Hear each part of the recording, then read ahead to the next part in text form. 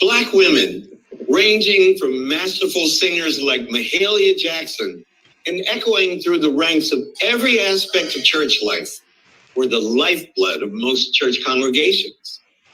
They remain the indispensable and all too often overlooked leaders in the fight not only for salvation, but for liberation.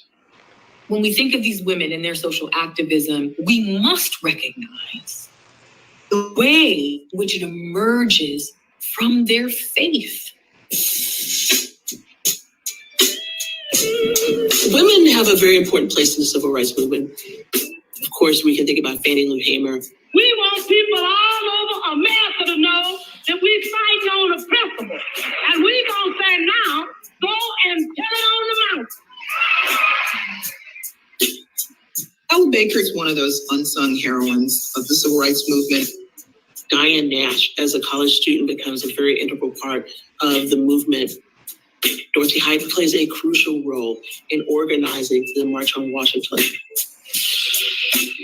We tend to think about this as being male leadership, and we can't do that anymore. They were convinced that God was right now standing with them. That was the faith which burned deeply in the souls of our African American ancestors. Francia Hall is one of many women who has not gotten her just due. In fact, Martin Luther King Jr. Was a part of a mass meeting here in rural Georgia. And while he was in that mass meeting, she began to talk to God aloud about what she desired for the world. And over again, she kept saying to God, I have a dream. Really? This was in Terrell County, Georgia, I believe in 1962. And so people need to know that before it was Martin's dream, it was Frazia's prayer. I knew Frazia. Hello, and welcome to Community Impact Spotlight. Community Impact is a ministry of First Baptist Church North Indianapolis. We take time to shine light on individuals and organizations who are making positive contributions to our community. So today we want you to sit back, relax, and enjoy this very special episode. This is our Sister Symposium, a celebration of women in the Indianapolis faith-based community. So enjoy us. Today, we have with us some very special women, and we would like to thank our pastor, Ivan Douglas Hicks, Dr. Ivan Douglas Hicks of First Baptist Church North Indianapolis, for allowing us to have such an episode. So join me in welcoming some very special women in the Indianapolis community. We have Dr. Leah Gunning Francis.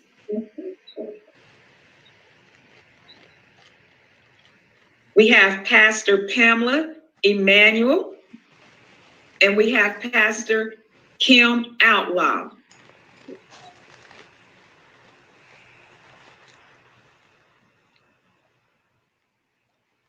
Say hey, everybody. Click a like, click a heart, click the smiley face. Just say, show the love. We are celebrating our women today. This is Women's History Month, and we are also recognizing International Women's Day. We will take time to remember, to rejoice, and to rededicate. So first, I would like Dr.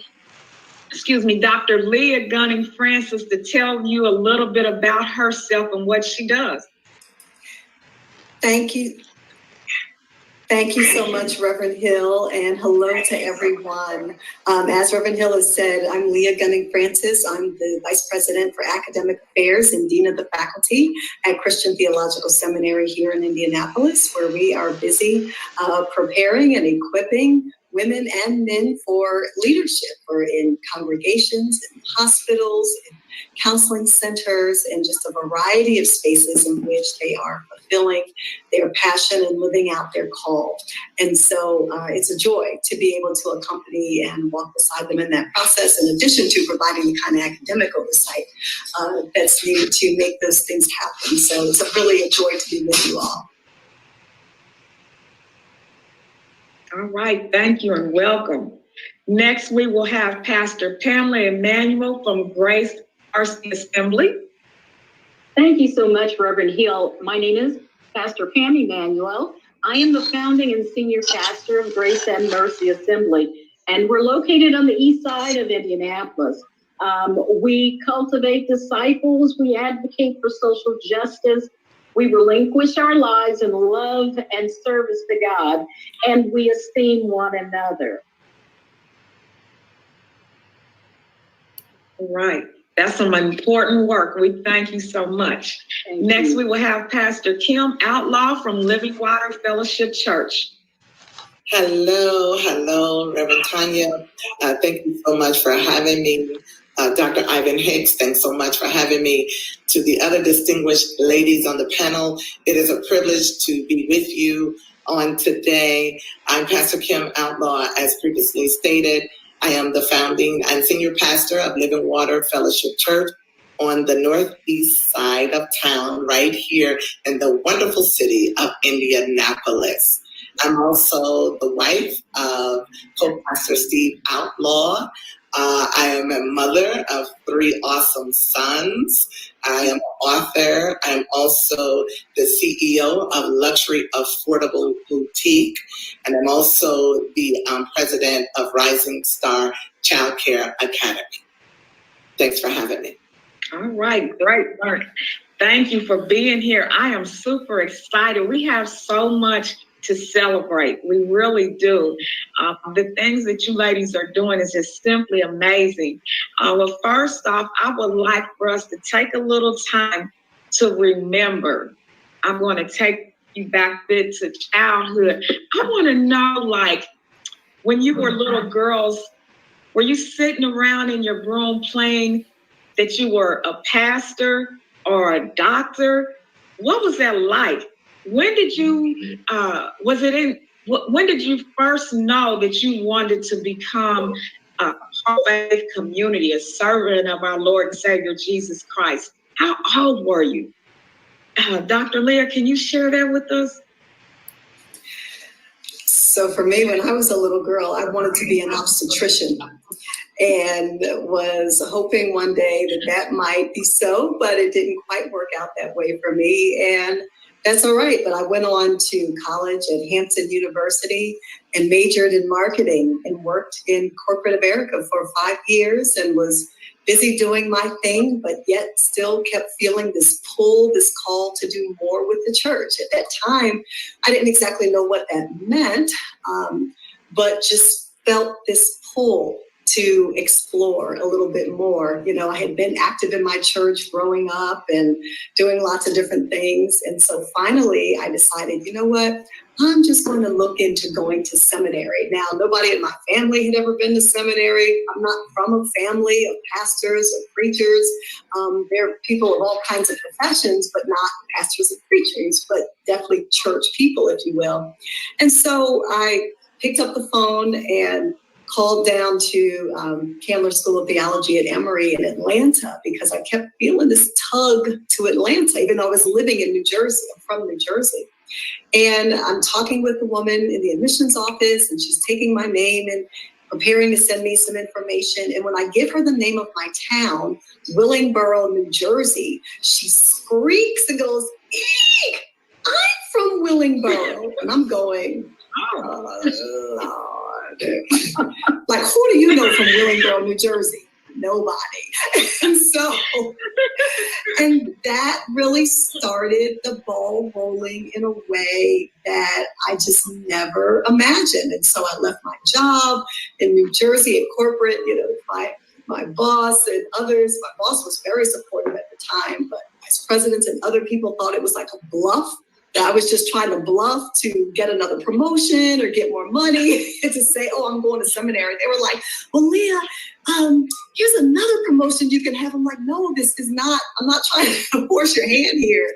And so, finally I just pack up my car and pack up everything and move to Atlanta. And it just changed my life in ways that I never could have imagined. Because even when I went, and this is where you kind of go without knowing sometimes, we know how God said to Abram, to go into the land I will show you. And so it was that kind of going without knowing a bit, but still feeling and the leading going in that direction. And it just worked out. It far exceeded my expectations in ways that I just never imagined. Okay. So not a direct journey, but God doesn't waste anything. And I'm sure all the things, the nuggets that you were involved in before reaching seminary, they were all beneficial to you once you arrived. So that's great. All right. Pastor Pamela, what was your story? All right. Started in Selma. Okay, that's where I was born, Selma, Alabama. As a young child, my expectation was that I would do as my mother was doing. She was involved in the entertainment industry and into radio. Left Selma to Birmingham. She took Colin Powell's wife's position. From there, we went to Miami, then lived in Nassau, then New York. I ended up in Indianapolis. I thought it would be entertainment. By the time I was in high school, I wanted to be an attorney. But as a young woman, sitting in a local church called Grace Apostolic Church, I'm listening to a dynamic woman. At that time, it was a minister, Jackie McCullough, and felt a call and a compelling from God. Now, I didn't want to go, and I was hoping he was talking to someone else, so I spent about 15 years running away from everything I heard him say, until I was slain in the spirit in a local Jewish synagogue. And in confirmation, I guess you would call it, found myself speaking in Hebrew and reading and singing from the books that were being used in a Shabbat Shalom service that particular evening. And that was the day I paid attention and then started moving forward. So finished my bachelor's, went to seminary, and told my pastor I was sitting under that I am called to pastor. I know I can preach. The Lord showed me preaching to thousands, and had never done so, except for in the spirit. But God placed a pastor above me who recognized that the call was there, and he said he dare not tell me not to do what I was told. And I told him, he didn't say go now, but when he says it, I just wanted to warn you ahead of time. And he finally, got the word. I got the word and was released. But I took a long trip because I didn't desire to pastor. I didn't desire to preach. I thought I would be singing. But here I am, praise God. Amen. Amen. That's great. You guys have some good stories. Pastor Kim, what's your story? Well, it's amazing. Pastor Pamela, she was going to be singing. I thought I was going to be an actress in Hollywood. I grew up wanting to be an actress, in the theater, practicing my lines and all of that. You know, never in a million years did I think that I would be a pastor, a senior pastor. I thought I might be a first lady, you know, some years on down the line with a hat. I could have did that, you know, but with ease, I would think. But, you know, after that, in 1996, I got saved. 1997, I got married. In 98, I was called into the ministry. For that, I was working at International Harvester at Navistar. I was working there, and I just knew I was going to retire from there. Prior to that, I sold drugs right here in the city of Indianapolis. And so I was a dope dealer, as some may call it. I always had the ability to influence others, even as a young girl. You know, for some reason, when people had problems, you know, they would come and talk to me, and I was 11 and 12 years old, and I would try to counsel them. You know, so even in selling the drugs and all that I did, I would sell drugs here in Indianapolis, but I would be telling them, you're better than this. You don't have to do this. Give me my money, by the way, but you were better than this. You know, and so in 98, but in 1998, God called me to the ministry up under the direction of Pastor Jeffrey Johnson in the Eastern Star Church. And I said, okay, God, I'll do this. I'll teach a class. I'll teach class, you know, and he just took me on from there. And in 2008, when Barack Obama was elected president, Living Water Fellowship Church was born. The rest of history. All right. What stories? Look how God does things. I mean, all three of your journeys have been very different, but it's brought you to where he would have you to be. And these stories were nothing like that. I guess I was the only one at 6 years old who would take a pen and pretend that it was a mic, and I would practice hooping and make my cousins line up and practice hooping. I didn't see myself preaching or anything because I really, I didn't see many women doing that, but I was definitely training childhood friends to do that. And many of them are pastors now, but God, he just works things out for his good. So thank you for helping us to remember. There are many little girls who may hear what we have to say today that see how a journey might begin in one place, even in a place that they might want to be, like selling drugs, but how God can use you and turn you for his purpose and for his benefit. So I thank you so much for sharing that. So now let's pivot a little bit. Has pastoring, has being a doctor and a dean at a university, have these things been what you dreamed they would be? What's been like, oh, I thought it would be like that, and what's been like, oh, I didn't see that coming? And I think let's start with Pastor Pamela this time. Okay, I will confess that things are, I want to be transparent. Things are, I will say, as that I had expected. I was real with, and that's possibly one of the reasons that I did my running.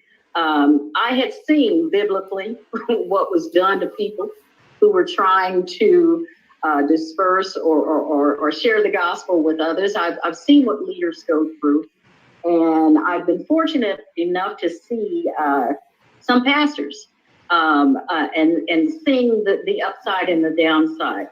The difficulty, I think I was prepared for, the expected pushback as far as misogyny and those kind of things. It was kind of expected, but there were other things that no, I didn't want. And one of the things that I was not prepared for, and as Pastor Outlaw talked about people who were able to come to her. I was not ready, and I had not created a system of management for recognizing that although senior pastor, founder, I could not be on every member's telephone at the same time. There were needs, but had not learned. I had to learn about the sparsing and managing time so that you could do that pastoral care. So that was something that I was not prepared for. And I'll say I wasn't prepared for that also because those who I had expected the mentoring from had not shared that portion of it. But I am growing and still growing, and I've learned the importance of needing help in the ministry, relying on others that God has put in place in your life and in your ministry to help you. That's a very good point. The mentoring piece, that's something that is definitely needing. It's important to the success. It's not always readily available. Yes. So I think we'll circle back around to that mentoring piece. That's good. That's good. Okay. So Dr. Leah, what would you say has things been as you expected, or were there things that was like, I didn't expect that? There have been so many things that I just could not have foreseen. First of all, even going on and pursuing a PhD, like that wasn't part of the plan, because back to that story with my sort of feeling this call to ministry and going to Atlanta to even go on from there to pursue further study, I'm like, what in the world is going on here? And so to, pack up my little cat and we moved to Chicago and pursuing further study, and then start serving a church, go from there, serving a church in Ohio, getting married, having 2 sons, then moving to St. Louis and working in a school, and then being in the middle of the Ferguson uprising and so many other things that have happened. So like nothing has been what I expected, but it has far exceeded anything I could have imagined, while at the same time having some really hard moments, right? Like sometimes just the day can be really hard because of the various demands of work, the things that the boys have going on. Like we've got a major science test tomorrow that as soon as we're done here, I've got to make sure the studying is done for that. Then just a whole host of other things. Then of course, everything that's going on in our world, and just trying to survive and thrive as Black people, and the pressure and stress that places on our hearts, minds, and spirits every day. So, all of that has made the journey for me one filled with both joy and challenge, with, wonder and questions, and all of that's kind of mixed in together. So, my bit of unsolicited advice to anybody would be to be sure to follow your journey. Yeah. Trust. When you truly open your heart, your mind, your spirit to what you believe God is calling you to do, you do the very best that you can to prepare and equip yourself for that, whatever that means, right? Because sometimes that means a journey into pastoral ministry or other type of professional ministry. But, I believe that there are doctors fulfilling their calling, and there are teachers fulfilling their calling, and there are scientists. We could go down the whole list of all kinds of people. Like we need everybody doing work that they feel called to do to help really create a thriving society for everybody. So, but that piece of following your journey, don't try to imitate anybody else. Don't try to look at her or look at him and say, oh, I can do that better, or, whatever it is, because you don't have a clue what it takes for them to do what they do. So, Just be true to yourself, be true to the God that has called you, and to live fully into that. One of my favorite quotes, you know how sometimes you see a quote someplace and you're like, I need to write that down and it's sourced so I can quote it accurately and not quote the person. Well, I didn't do that. So here's my paraphrase of this quote. I'm not sure who said it, but the quote was, live your life with gusto. Somebody is waiting on your cue. Right? And when we are truly being ourselves, our fullest selves, we're growing, we're willing to change, we're being nimble, we're loving ourselves, we're caring for ourselves while we care for others, right? It's not about neglecting the self, but it is about honoring ourselves as we would want to be, by others and to treat others. So just be who you are and be open to all that God has to do in and through you, and it will be more than you ever could imagine. That's right. Yeah, that's good. That's good. Thank you so much. Follow your journey because that's important. He doesn't need copycatters. He made us all unique, and we all have a unique assignment. So good. Pastor Kim, so I have a little different question for you. Okay. Well, I do want to know, are there things you feel are the way you thought they would be, and versus things that are totally different, but more so when God showed you that he wanted you to pastor, did you have a vision of what you wanted to achieve with your congregation? What is the specific work they want you to do? I didn't know what to expect. I tell everybody, God hid everything from me. I didn't know what to expect. I grew up in the church as a little girl, but then there was a period in my life where I didn't even attend church. And so when I gave my life to Christ in 96 and got married in 97 and called to the ministry in 98, I started off working in children's church. And then from children's church, I started teaching the youth, and different things like that. And so I didn't know what to expect when he called me in 2008. Now, granted, I was preaching and I was traveling, preaching just a little bit. So I said, okay, I could do this right here. So when he called me to pastor, I had preached a revival here in the city of Indianapolis. And Navistar, we were on strike during this time. And the Lord had said, okay, when I sat behind the desk, he said, okay, you're going to pastor a church. And I said, huh? And he said, you're going to call it Living Water Fellowship Church. I said, what you talking about, Willis? What you talking about? And I was like, okay. Okay. And I told my husband, what the Lord had said and everything. And what was interesting, 3 years prior to that, we went with the Planet Church, New Life Worship Center, up under the great, awesome pastoring of Pastor John F. Ramsey Sr. And 3 years prior to this experience, Pastor Ramsey had asked me, called me in the office and said, do you see yourself pastoring? I said, no, I do not.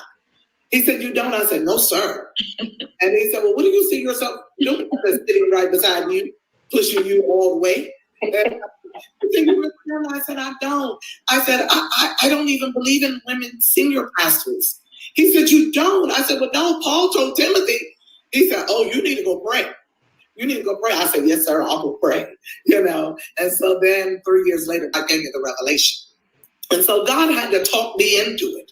He really did. He had to wake me up, 2 o'clock in the morning, 3 o'clock in the morning, and show me how Mary was the first one to take the gospel back. Right. Right. So he talked me into it because I just didn't even think I was good enough, to be quite honest. I just didn't think I was good enough. I'm born and raised here in Indianapolis. Indianapolis is not that small. So, people know Kim, and let me give you a name, Outlaw. That's my husband's last name, Outlaw. And so then I said, okay, God, I've never been to seminary. I read your word. I love you. I know your word. My degree is in business. He said, fine. handle my Father's business. I said, and he said also, love my people. I said, I can do that. You ain't said nothing but that. I can love people, you know. And so I didn't know what to expect. I just didn't know what to expect. I had never been that close up, you know, with pastors to know what they went through. I was able to sit back and see at a distance just a little bit. And that is you, Pastor Pam. So I didn't really know what to expect, you know. So he hid everything from me, because had he shown me, I would have ran. I would have ran. And it amazes me that when God calls you to something, he gives you the faith to fulfill the call at that time. You know, so, you know, I'm just amazed, though, at how so many people want the microphone. I'm sorry for saying that, but I'm going to say that. I am. And to be upfront, there's nothing wrong with wanting the mic and the platform if God has called you to it. Okay. But I tell my leaders and everybody else that I could not do what I do and be as effective as I am without the supporting cast. And I never minded being in the background. I never had a problem with that. I never had a problem with that. When New Life Worship Center was birthed, Pastor Ramsey asked me, he said, what do you want to do? I said, I would like to be on the restroom duty. He said, what are you talking about? Because when I was called to ministry, they said, go to Bible college. I said, okay, I'll go. So I went to Bible college. I said, but when I would go in there, I have 3 sons. I work 12 to 16 hours a day. And when I would go to Bible college, the restroom would be so warm and welcoming. They would have little mints and little sayings, and you felt so encouraged, and you go back to class with your coffee because you're tired. And I said, I want to be there. He said, well, no, you're not going to be on restroom. You know, so it amazes me, and what I did not expect, I'll be totally transparent, to be attacked spiritually. You're attacked for the call that's placed on your life. That's right. So as you said, be very careful of watching other people and wanting to mimic other people's journey, because you might not be able to handle the warfare that they have to go through. Yeah. So I believe that whatever your call is, whether it's pastoring, whatever your call is, you're going to experience some warfare. You're going to experience that. I also find it tickles me that that this is not what any of you saw yourselves doing. And it sounds like you may not even feel prepared to do it, but God prepares you. And I think it's important to listen and trust. Somebody already said that, trust what God is telling you to do beyond what you hear other people telling you to do, because he is going to make it happen for you. And it doesn't even, it's about being exceedingly abundantly above and being willing to serve. You said restroom duty, it's like, what? But just having that openness to whatever it is that God is leading to you is very crucial and important. But I have a question I want to pose. I wonder if you guys didn't see yourself in these roles because maybe you didn't see many other women in these roles. It wasn't familiar to you to see that. And Pastor Kim, you made comment that you didn't even believe that, you know, and he told you better go pray some more, you know. So what do you say to that? Do you believe that some of this may have been because it wasn't what was for you to see? And then we don't have to go in any order. Whoever would like to speak on that. Yeah. I don't think that was the case for me. I had no desire. I had no desire, to be quite honest. When I gave my life to Christ, I had given up a lot. I gave up a lot. And I'm glad I did. I gained more. I know that now. I didn't know that then. So I had no desire. Right. And I don't know if it was because, it could be unconsciously, that I didn't see, you know, a lot of women being senior pastors. I was comfortable doing what I was doing. I was thankful that God would use anybody like me. And that's just the truth. And he had already taken me further than what I could have ever imagined. I will be 50 this year, the young 50. I used to say 50 is the new 30. It's one of the biggest lies I've ever told in my life. Now, you might feel good, but every organ, every joint, every muscle in your body know that you're 50. So he had taken me further than what I could have ever imagined. He really did. He gave me a wonderful husband. All I asked for, is I wanted to be married and I wanted to go to church, and I was safe. I wasn't in the drug game anymore, and so I was just so thankful that I had lived, because a lot of people that I was out there in the streets with, they didn't live. They died. And so I was just so thankful that I just didn't desire anything else. And again, because of my past, I didn't even feel worthy enough. Yeah. I would add. That made you more worthy. Go ahead. Yeah, I would add for myself, there was confusion spiritually. And the confusion came in, and maybe I shouldn't use the term spiritually. I mentioned that I got my calling listening to, at the time I was listening to Jackie McCullough. My confusion came in when I recognized, in the vein of worship where I was at that time of the calling, apostolic, Pentecostal, women were allowed to teach. Women, in fact, the first woman I ever saw sitting in a pulpit happened to be at Grace Apostolic Church.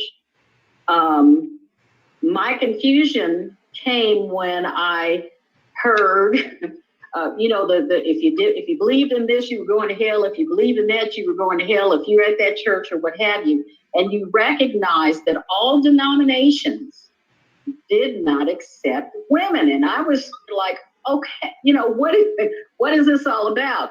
So my difficulty came, and I had seen it. I saw women leading. I saw women touching lives. I saw women spreading the gospel.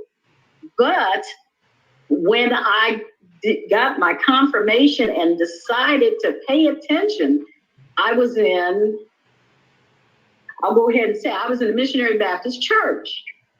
And in that particular denomination, praise God, something has changed recently, and I'm celebrating, but it was discouraged. In fact, as an associate minister, I always heard when we visited, make sure you're invited up, because you might get invited down.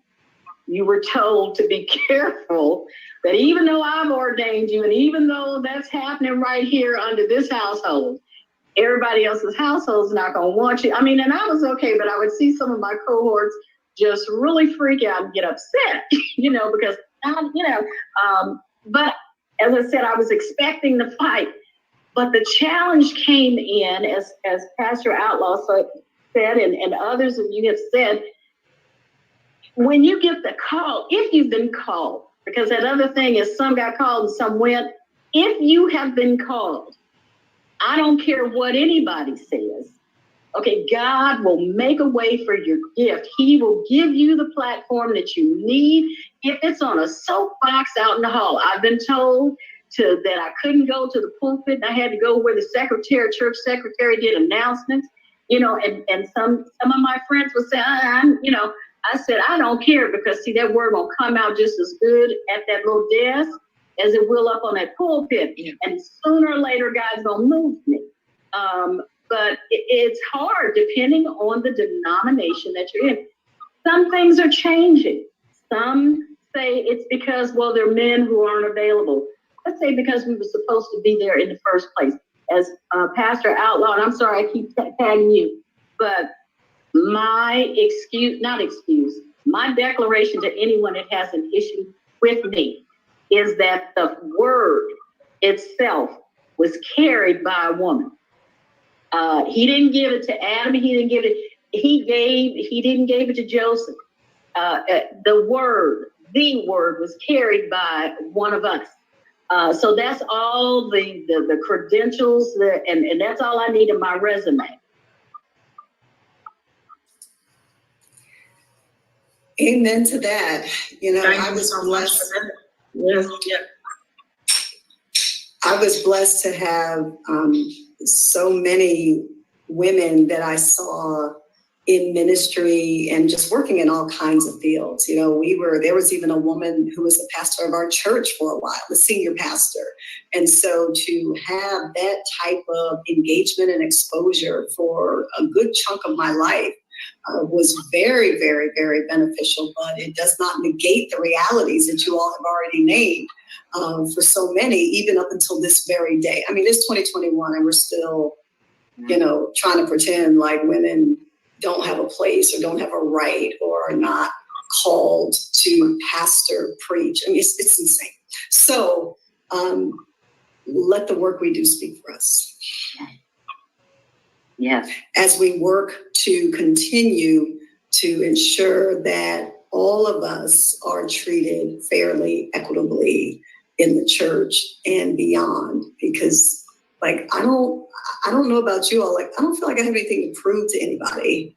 I'm real clear about who I am and what I've been called to do. And I thank God for the opportunities that I've had, but I don't have enough breath. Pastor Kim, I'm going to be 50 this year too. And I don't have any more time. I don't have enough time to try to convince somebody to spend my time and energy trying to convince somebody else that they don't believe that I should be doing what I'm doing. That's not my problem. So, you know, I need to use my time. I need to invest my time, my energy in doing the things that I believe and know that I'm called to do for myself, for my family and my mother, for my work and broader community. And I just don't have time trying to convince people who aren't interested in hearing what I have to say. Yeah. Thank you so much. Good point. I'm past 50. So I'm past 50, so I know I don't have time.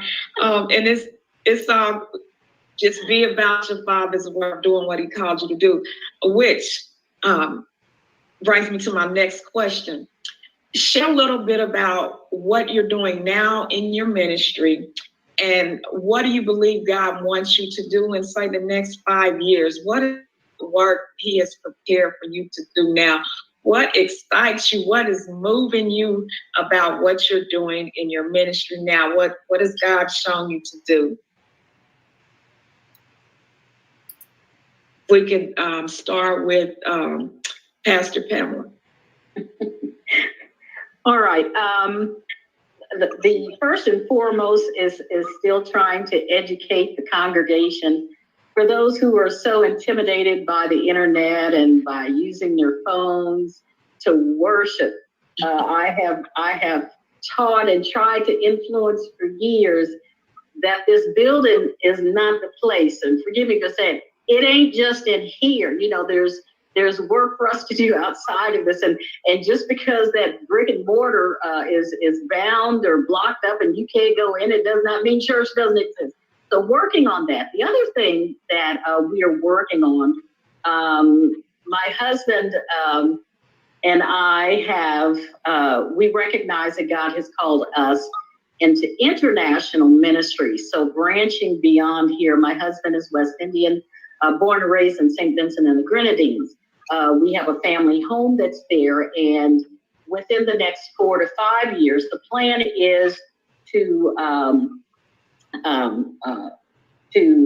open or say plant the church or ministry there, so that we are operating both there and also here in Indiana, and wherever else God has called us, especially within the Caribbean. So right now, just trying to do the outlining, the launching, and the activation of that ministry. Trying to also, God is working on me about procrastination. I have a book that I've been working on for 6 years that I am to finish. And trying to do that, but primarily the ministry. My last name some of you really had me laughing over here. Pastor Outlaw talked about her last name, and I was reminded, my last name is Emmanuel. You know, so it's God is with us. So if he's telling us, that's where, you know, he's already set up. The home was set up before I got into, you know, before I met the man. So there's, you know, so we have a home. The people are there. They're available.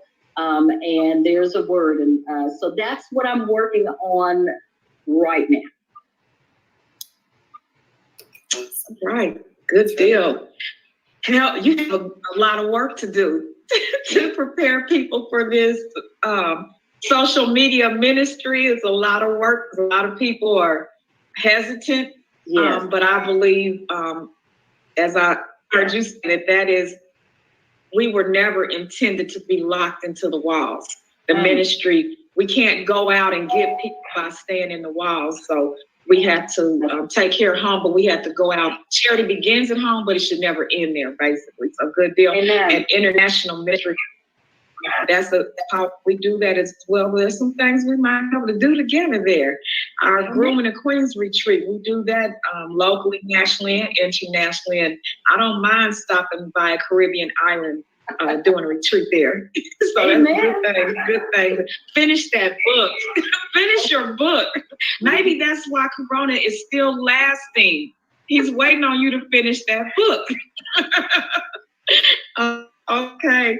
Dr. Leah, what is it that you are working on, and what is your passion about, and what you believe that God has for you to accomplish in the next 5 years or so? Well, first for me, you know, my first ministry is to my family. It really is. And I have been very intentional as best I can from the time that, you know, Rodney and I have been married for 15 years, and Evan is 14, Desmond is 13. So it has been nonstop for the past 15 years with us in terms of moving and going and careers and school and all of that. And my first priority is making sure that as Evan is transitioning into high school next year, that, you know, it's as good a transition as possible, and Desmond has what he needs. Like that's my first order of business for me, and that our family, that together we feel like we are moving and thriving in the way that God has us and desires us to be. You know, every January we sat down at the beginning of January and mapped out our family goals. You know, what are our family goals this year? And what is it, some things we need to be achieving individually? How can we support each other in that, as well as collectively as a family? So that's the one thing. That's like the number one priority for me always. And as far as my work and my broader, you know, sort of extending ministry outside of the home, you know, being the dean is, it's robust. So it's a lot going on over there with that. And I am finishing a second book, so that is to be released later this year. I just can't predict what will come of that. 2 days after we released the first one, Ferguson and Faith, I received a call to come and be the dean here at Christian Theological Seminary in Indiana. So, and we were living in St. Louis. And this is why I just keep saying, you know, follow your journey, run your race, because, you know, you just never know what's coming down the pike for you that God has for you to do. So I'm just in a space right now where just being very open, because anything that does happen, it has to be good for our whole family. I mean, my husband has his own call and career, and thank God to this day, we've been able to, as we've moved about, it has been, God has blessed all of us. You know what I mean? It's been good. It's not just good for me or just good for him, but rather it's been good for all of us together. And that's made all the difference. Like, I couldn't do what I do without the kind of support that I have. And to know that when I can't be here, that, you know, not only Rodney, but other people who've helped us with our children and other things, that's made all the difference in the world, because I do not want my children growing up saying, well, mom was never there, or yeah, she's out, on TV and doing this over here, but we never saw. That's not their story, and I praise God for that. I'm not judging anybody else for the mistakes they make. I'm running my race, and just can't reiterate enough how important it is for me to be as present as possible. They travel with me back in the day. Remember when we used to travel back in the day? All of that. Pre-COVID. Yeah, back in the day. So that's just where it is, right? Like we're kind of open right Good. now. I'm so glad that you brought that out as we celebrate women, because I believe sometimes when we celebrate women or we applaud women and the accomplishments that we've made, we often are hesitant to mention motherhood. And sometimes even hesitant to mention our ministry as a spouse, because it's often looked at as if you can't do both. And so to keep that at your center and a priority, and recognizing that your children need their mother just as much as whatever your call, whatever that need is, your first ministry is home. So I'm so glad that you shared that. Now that's some womanhood, multitasking, being able to do this. And one of the things I have 3 daughters, and one of the things that I always tell them is that you don't have to do it all at once either. We don't have to be superwoman and do everything at once. We run the race as a long distance run, not as a sprint, and so keeping that balance, that is very important. So thank you for bringing that out. And yet here we go. You have a book to finish too. Finish your book. It's well on its way. It's well on its way, thank God. But let me say this quick word about balance, because people have asked you all, how do you balance these things? How do you balance? And for me, I'm at a point where I don't even know what balance looks like right now. I'm just rotating things that get dropped. And so, because you can't keep all the balls in the air all the time at the same time. And so I'm working real hard to not drop those things that are most fragile and vulnerable. Wow. So some nights, the kitchen might not be as spotless as I need it to, or, whatever it might be. And thankfully, like Rodney and I, we both are in here with our sleeves rolled up and doing all kinds of work. But, that balance is not about everything happening the same way all the time and all the energy gets deployed in the same way, but rather just being willing to kind of be nimble enough to go with the flow of, what you feel you need to do at the time to be able to try to keep things going as best you can. But it's hard. It's hard. Yeah, it is. It is. Prioritizing is. All right. Thank you. Pastor Kim, what God has you working on? What excites you? Well, we're expounding upon outreach. We've always had an outreach ministry, Fishers of Men, and now we have really grown our outreach ministry and expounding upon. I believe in this hour, as Pastor Pam was saying, that God is expanding their territory, enlarging their territory, and taking them international. And I have said at the beginning of COVID that I believe that for all of us that would remain in the earth post-COVID, that we would have to make double the impact. We would have to, that God would anoint us and empower us to make double the impact that we made prior to COVID. So outreach is really big for Living Water Fellowship Church right now. We're not only just feeding, but we are also clothing. It was my prayer. It was my prayer for brand new clothes. I wanted brand new clothes. I wanted brand new shoes. I wanted all of the essentials that people need in their homes, dishes and all of that. And God has made a way for the Living Water Fellowship Church to have all brand new merchandise. And our warehouse is filled. And so I am so thankful to that. All brand new clothes with tags on them. There's nothing wrong with the other. It was just my prayer. It was just my prayer that God would make a way that we would have all brand new stuff. I want brand new shoes. I want brand new, and so we're really expounding upon that, the outreach. And that's the church. Now, personally, I have some personal goals. I was just saying this on Facebook the other night, that I'm not only a preacher. I'm not only just a pastor. I'm not only a motivational speaker or a wife or a mother, and I have goals for everybody else. I'm a person. I'm a real person, and I have dreams and goals, and I still might make it to Hollywood. Who knows? They need mothers in some of these roles. All right. But I have other dreams. My husband said, "You know what? She's too much." And can you believe this? He's from LA.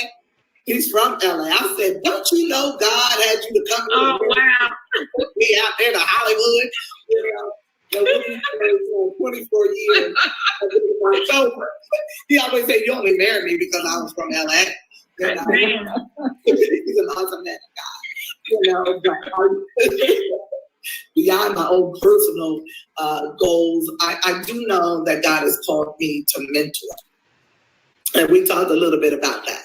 And so in 2022, the spring of 2022, I will be starting the E3 mentoring program, spring of 2022, because I believe it's important. I really do believe that the lack of mentoring in our society, in the world today, it is a big problem that's causing a lot of other big problems. Yes. As a personal goal, I have to get the E3 mentoring program started and stop procrastinating. So I have given God, and I think he's in agreement, that spring 2022 will do that. Amen. Yeah. All right. Man, that's key. We just talked about the need, the lack of and the need of mentoring. Within the faith community and otherwise. I do life coaching, and it is very needed, and it is such a huge blessing to help people I think if we want to play basketball or we want our kids to grow up and play in the NFL, we put them on an AAU team, we get them a coach, but what is more important in your life? And making sure that you are doing the things you're called to do and doing them well and with balance, And so we don't always look at our life in that way. So mentoring and coaching are very key things. And so that's good. I'm happy. I can't wait for it to begin. That's great. And good point as well that we are more than just, go ahead. I'm really excited about that. I was talking about Adam just a little bit this past Sunday when God came looking for him. And he said, "Adam, where art thou?" And I think this is the question that's been asked of all of us in this hour. Where are you? Right. Why are you hiding? Mm-hmm. And what you have displayed up until this point is not all that's in you. That's right. I think there's so much more that God wants to get out of us. Mm-hmm. And we have to say, here I am. I'm through hiding now. I'm through feeling as if I'm not enough. Ooh, glory be to God. This is the one thing COVID taught me. I am enough. Amen. If I didn't know it before, I know it now. Amen. Yes. You can do the very thing that God has called for you to do and still not feel as if you are enough. You can. You can put on the smile, you can preach, you can do all of that, you can bind up demons, you can do all of that and get home and you got to wrestle with your own that's trying to convince you that you're not enough. But I think that COVID-19 has taught all of us, if it didn't teach us anything else, we are enough. That is right. Amen to that. Yeah. Made us enough. Good deal.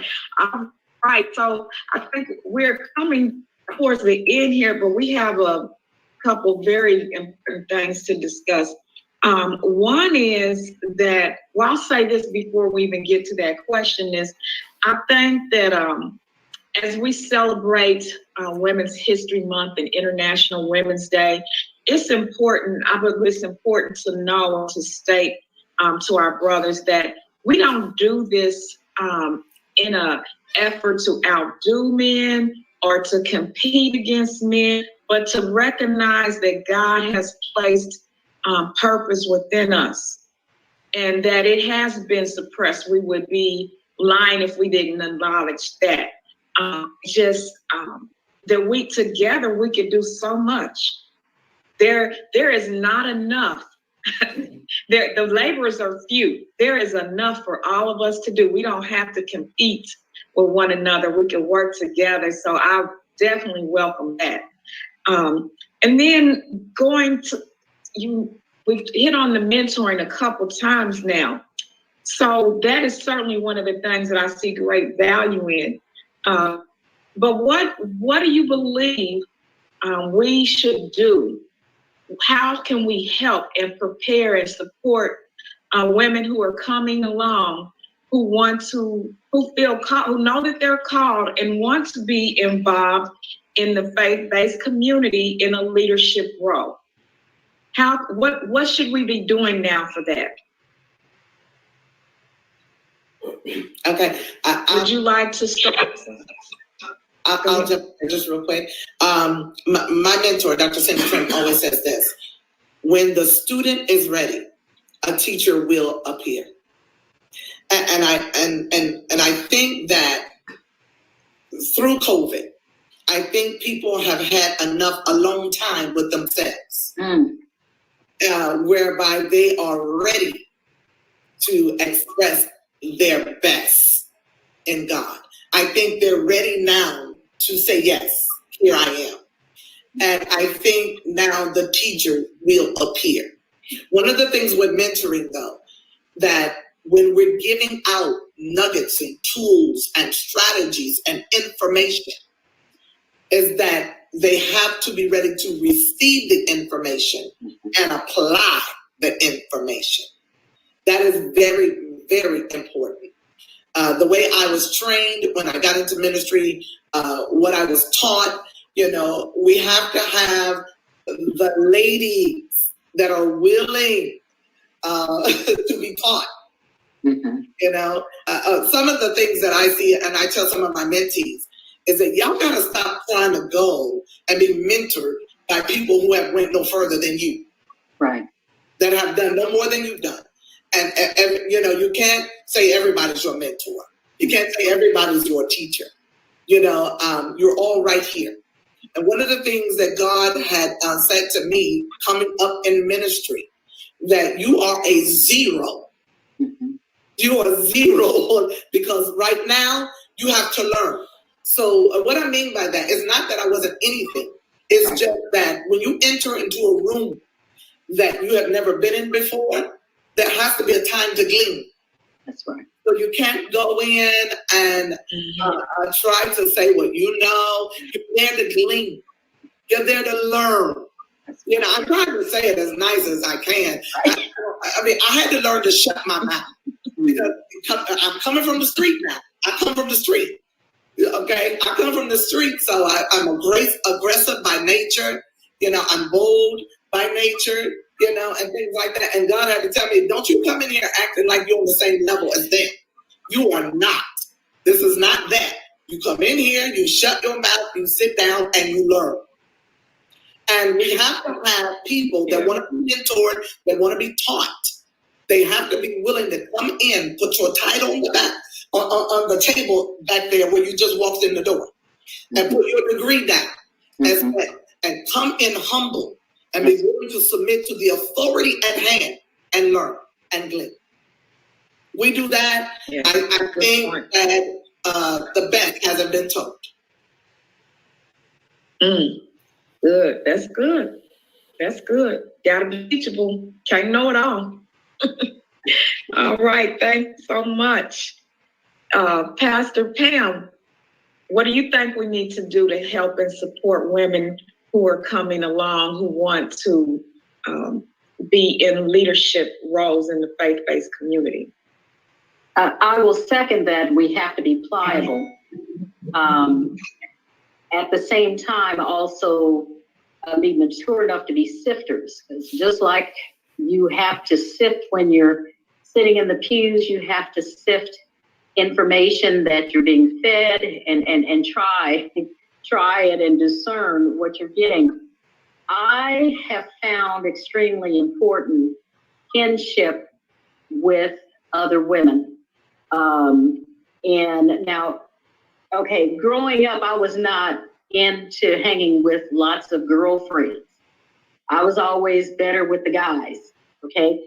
So it's been difficult, but the mentor who found me, so God raised her up, and in my prison ministry, a woman came to me afterward and invited me to be a part of a group of women.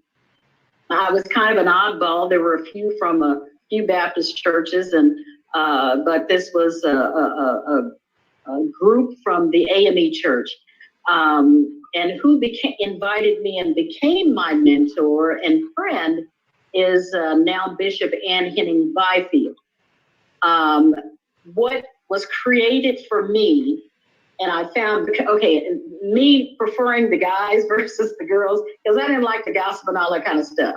But I found that I needed a safe place where it was okay to be the mother, the preacher, and all those things. It was okay for me to say, here's my issue, what's yours? It was okay in a safe place where we could all, as ministers, reverends with different titles, what have you, could lay down those things without being attacked or judged, or because we were still wearing all of those other hats. But how can I still get up in the pulpit and on Sundays or do Bible study and still be impactful and still be powerful? I would say do not go through it alone. Now, there is absolutely nothing wrong with having a mentor who is male, okay? I can glean a lot. I've had a lot of male pastors, preachers, ministers who have taught me, but it proved valuable to me to have women who could understand where I was coming from, where the men could not. So have a mentor, seek out, or simply pray. So we have not because we ask not. You pray for God to send someone to you if they, because sometimes they will come to us. They'll show up, Pastor Outlaw, but sometimes we don't recognize them. But we need to be taught that we don't have to be competitive. Come on. We have to recognize, as you have said, Reverend Hill, we are part of we have to be part of a broad net. Okay, there are a lot of fish who need to be pulled in, and male, female, Baptist, Catholic, whatever, we have got to learn how to work together for one purpose. And we have to be pliable. And I think it will start with being pliable, being able, because no, we ain't all that. Okay. Okay. We are who God makes us, but we are not often as big as we think we is. Okay. So have someone who can teach you, be teachable. And I'll just lay it right there. You got to be teachable. You can't teach anyone else if you can't be taught. That's good. Yeah. That's good. That's right. Good deal. Thank you so much. So mentoring and be teachable and all of those things. Great. Dr. Leah. I say, what's your word on this? Yes to all of that. And just be mindful that people are watching, young girls are watching. Like, mentorship doesn't need to start with adult women.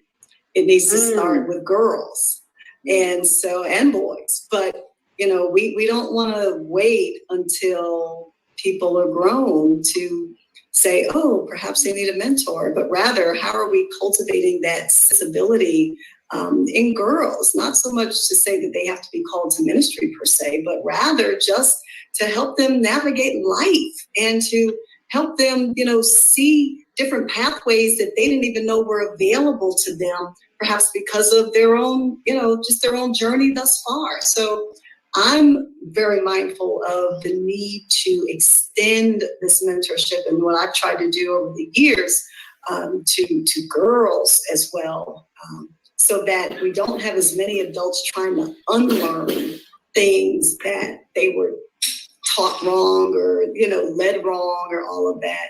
How do we have it so that we can do what we can to help people do things that are going to be, good for them, for their lives. So I would say just be mindful of even going younger. Yeah, that's important. That's important. And it's a joy to do that. It really is. It really is. That's something that I truly enjoy. So we have remembered our journey. We have remembered how we got where we are. We've been able to rejoice at what work God has for us to do right now. And it sounds like everybody has plenty that they are doing and working on. And we are able to rededicate and refocus so that we are in position to support and help and encourage women who are coming up and have been called because their journey is different. We have so many firsts going on for women right now. We have the first woman who is a vice president. We see women, and especially women of color, doing great things in this season. And we need to keep that momentum going. And so I encourage everybody to make sure that part of the ministry, part of your balancing is allowing time to encourage, equip, and educate a woman is coming up behind you, not because we're competing with men, but because there is work to be done. God created a work for us before we entered this world, and we should do it with excellence and with the sisterhood and with the support. So that is something that definitely excites me. So what I would like to do right now is to encourage everyone who's listening that for this month, continue past this month if you can, but let's start with this month. Let's start with International Women's Day and continue throughout this month to find a way to support a female-led nonprofit organization that's serving girls. Do that for me. If you just, we do that with our talent, with our time, and with our treasure. With your treasure, take what you make in 1 hour and give that to a female-led organization that is helping young girls, helping young women, helping women. That'll be a good start. Spend a little time, go and serve, go and do, find out what we are. It's like we don't have enough time as it is, but there is a way. There is a way. So make sure you spend some time. Spend your talent. Share your skills, share your expertise. This has been great. This has been great. It is my pleasure to have had this sister symposium and celebrating the contributions to the faith-based community with my sisters here in Indianapolis, Indiana. I am so thankful that you have joined me today. I'm so thankful to my pastor, Dr. Ivan Douglas Hicks, who's always made sure that I felt welcome and valued and was able to contribute to the work that we do at First Baptist. So to everybody in our community, do something to help another woman. This is a great time for us, and God is doing something good. He's up to something good. So all of you, I thank you again for being with us today. I look forward to doing more with you in our community. So you enjoy the rest of your day. Everybody like, share, and comment and spread the word that the sisters in Indianapolis are up to something good.